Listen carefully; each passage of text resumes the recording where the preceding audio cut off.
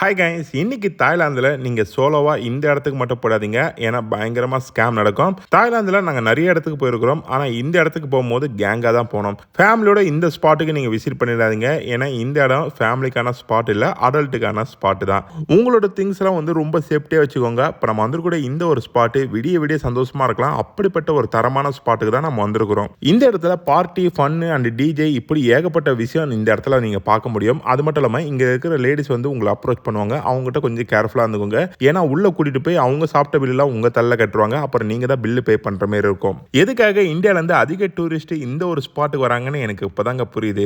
ஏன்னா இந்த இடத்துல பார்ட்டிக்கு பஞ்சமே இல்லைங்க. நீங்க இந்த ஸ்பாட்டுக்குலாம் வரும்போது கையில ஒரு 5000 ரூபாய் கொண்டு வந்துருங்க. ஒவ்வொரு பப் ஏரியாலையும் வந்து என்ட்ரி டிக்கெட்டே பே பண்ற மாதிரி இருக்கும். சில ஏரியால வந்து ஃப்ரீயாவே நீங்க உள்ள போகலாம். இந்த இடத்துல லேடிஸ் வச்சு நிறைய ஷோ நடத்துறாங்க. அதெல்லாம் இந்த வீடியோ நான் சொல்ல முடியாது ஓப்பனா.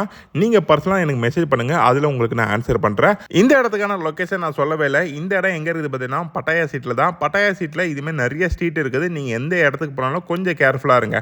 உங்களுக்கு வேறு ஏதாவது டவுட் இருந்தால் கமெண்ட்டில் மென்ஷன் பண்ணுங்கள். நான் உங்களுக்கு ஆன்சர் பண்ணுறேன். நாங்கள் போன பட்ஜெட்டு எவ்வளோ நீங்கள் தெரிஞ்சுக்கணுன்னா நம்ம சேனலை நீங்கள் ஃபாலோ பண்ணி வச்சுக்கோங்க. இந்த வீடியோ உங்களுக்கு பிடிச்சதா லைக் பண்ணுங்கள். ஓகே ஃப்ரெண்ட், பாய்.